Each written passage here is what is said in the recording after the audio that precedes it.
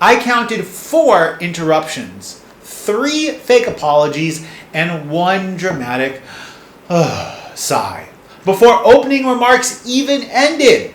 I'm Ethan Blake, and this wasn't a hearing, it was an improv night. Mr. Chairman, I look forward to it. We've got a lot of work ahead of us. Thank you, Senator.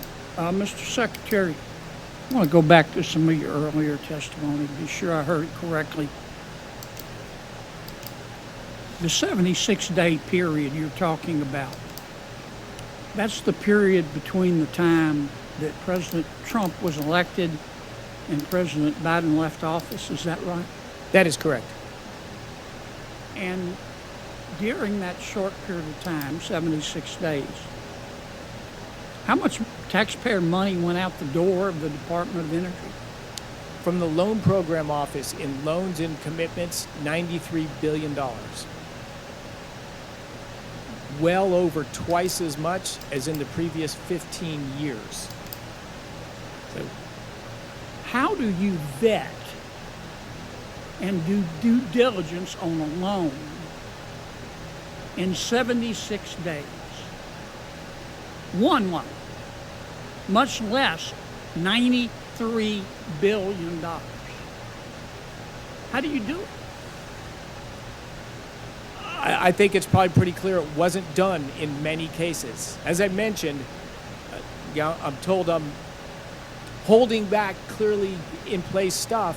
There is lots of funds that have gone out the door and commitments that were made from businesses that provided no business plan, no numbers about their own financial solvency or how this project So you're telling me that the Department of Energy, in the 76-day period, before their boss was going to leave office,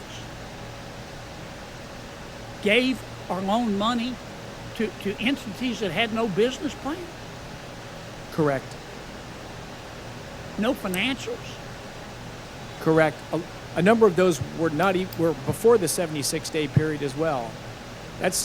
I've come in with great concern about how this institution, this great American institution, has been run and how American taxpayer money has been handled. I'm sorry everyone's upset that we're taking some time to do it, but what we've seen, what the record shows, I'm is not just upset. Could it be that a lot of people say you haven't returned your calls? Could it be that you and your colleagues have returned the calls, but the people calling just didn't like the answer? Could that be a possibility? I'm not aware of that. You know, I give my cell phone number to any senator that wants it, and I return my calls. I mean, is your department gone dark? Somebody said your department's gone dark. Is it dark over there? It doesn't look dark behind me.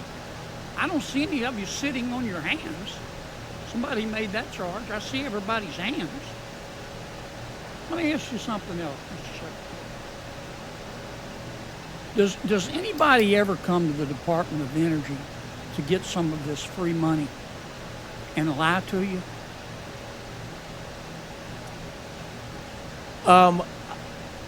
I have not experienced that, but I think it's a reasonable assumption that has happened. Does anybody ever come to you? Or is it conceivable that some of these folks that heard about this free money came to you with a half-baked idea? I think it's very conceivable. In fact, I've seen such plans that were half-baked would be charitable. That didn't have a business plan, right? Correct. A promise to develop one, to find a location. Just give me the money and I'll develop the plan later. Correct. And now you're going back through, not money that's already been contracted.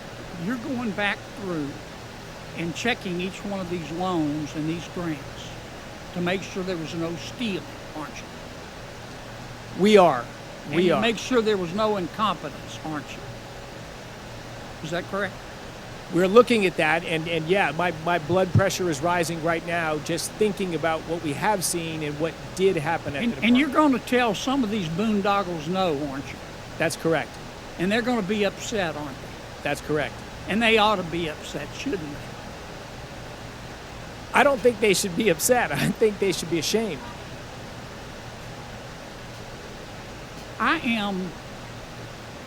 It's rare that I'm speechless. But I want to be sure I understood. The people running the Department of Energy for President Biden's administration shoveled $93 billion, not million, $93 billion out the door in 76 days, and it just happened to be the time between when President Trump was elected and President Biden, their boss, was leaving. Is that right? It is correct and distasteful. Confidence undermining. My God. Look, I hope you take whatever time you need to go through all of these projects penny by penny. I mean, I've heard this testimony today. Well, it'll cost jobs in my state. If somebody steals $50 million and goes and spends the money in their state, that's going to stimulate the economy, isn't it? Yes, it will. But that's still stealing, isn't it? And it's still illegal, isn't it? Yes. I mean, they were spending money at the Department of Energy like it was ditch water. Their budget went from $60 billion to $160 billion since fiscal year 2021. It just sounds to me like there were a lot of people coming to the Department of Energy who had all 4 feet and their snout in the trough. And I hope you'll turn down the boondoggles and refer the thieves to the Department of Justice. We will indeed. Senator, the one complication in there, too, is mixed in there are good companies doing good things honestly with credible plans. And you're trying to separate the wheat from the chaff. Yes, that's what we're trying to do. That's our job, and we're doing it. But there's a lot of chaff. Let me ask you one final question. Let me go back to how many employees you have. Now, there have been some allegations today that you've cut tens of thousands of employees. Is that accurate? Well, I think the allegations were thousands, and our head count will ultimately be reduced by thousands, but we are doing it slowly. You've got 16,000 now? Yes. And you think you can do it with fewer than 16,000? Correct. What's wrong with that? I think it's just common sense business. Yeah. Businesses do it every day in the real world. American taxpayers deserve it. That's never happened in the federal government. I mean, it's easier to divorce your spouse than to get rid of a federal employee up here. That's not the way the world works, is it, Mr. Secretary? It's not the way the world should work, and I give enormous credit to President Trump, who had the boldness to say, if there's a right thing that needs to be done and it's difficult, please do it.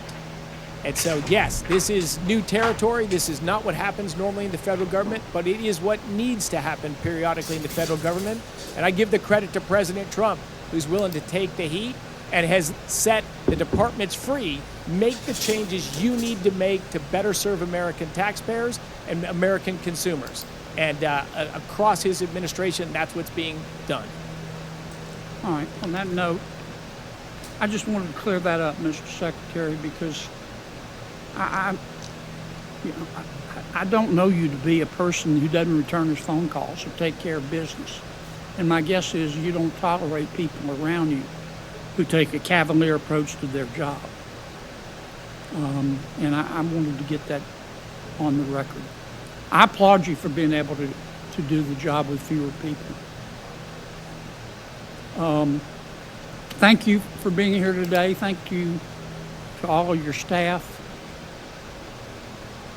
Y'all can't take the rest of the day off. It's still the hearing record's going to remain open for a week. Some senators may send you additional questions. They might submit additional information for the record within that time. It's their prerogative if they have questions. I hope you'll you'll try to answer them in a reasonable amount of time. I want to thank you for being here today, and the subcommittee will now stand adjourned. Thank you, Senator, and the committee. Thank you. What happens in the final desperate hours before the law arrives? When the sirens are wailing in the distance and the clock is ticking down, you get a frantic, shameless looting, a mad dash to grab anything that isn't nailed down before the doors are kicked in and order is restored. What you are about to witness, my friends, is the political and financial equivalent of that final, desperate smash and grab. This isn't a hearing about accounting. This is an after-action report on one of the most audacious acts of fiscal piracy in modern American history. So buckle up, because the numbers you're about to hear will make your head spin and your blood boil. The video clip begins. Senator John Kennedy, our truth-telling guide through the D.C. sewer, starts by establishing the timeline, the crime scene, the 76-day period. Let's be crystal clear what that is. It's the lame duck twilight zone between the day America chose President Trump and the day the Biden administration was finally forced to hand over the keys. It's the period when they knew their time was up. And what did they do with that time? Kennedy asked the question, and the answer from the new energy secretary hits like a physical blow. $93 billion. Wait, stop. I had to rewind it myself. Did he say billion? $93 billion shoveled out the door of a single government office in just over 2 months. My God.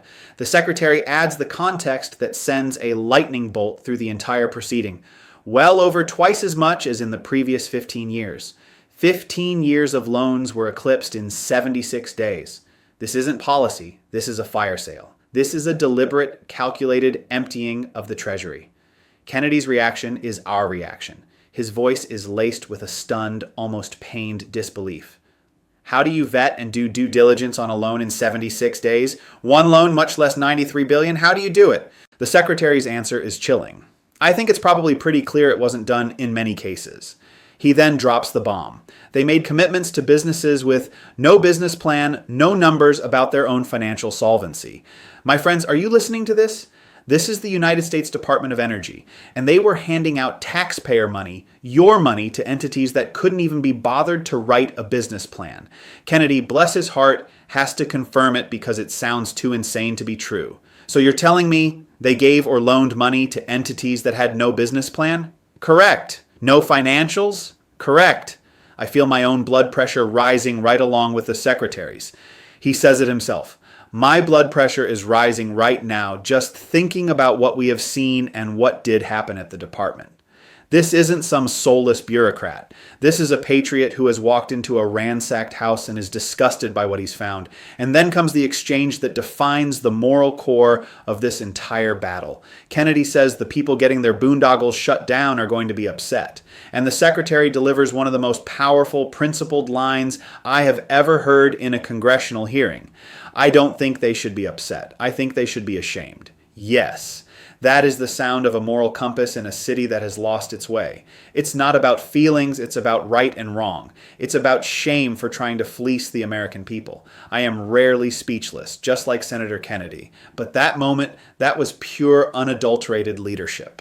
And then, the grand finale. The secretary explains why this is happening, why this necessary, painful, but righteous change is even possible. And he gives the credit where it is due.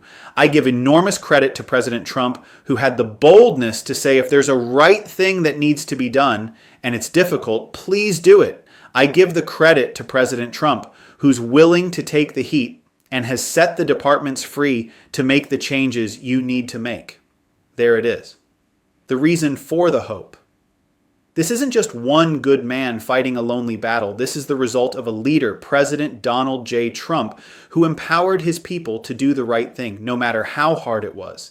He unleashed the swamp drainers. What we saw today wasn't just an accounting of a past crime. It was a promise of a future restoration, a promise to take our government back from the grifters and give it back to the American people, one cleaned up department at a time. And thank God for that. Kennedy, now fully grasping the scale of this heist, paints the picture for us with his classic down-to-earth brilliance. He calls it distasteful confidence undermining. He says they were spending money like it was ditch water. And then the line that perfectly captures the greed of the swamp. It just sounds to me like there were a lot of people coming to the Department of Energy who had all 4 feet and their snout in the trough. That's it. That's the whole story. A feeding frenzy for the politically connected.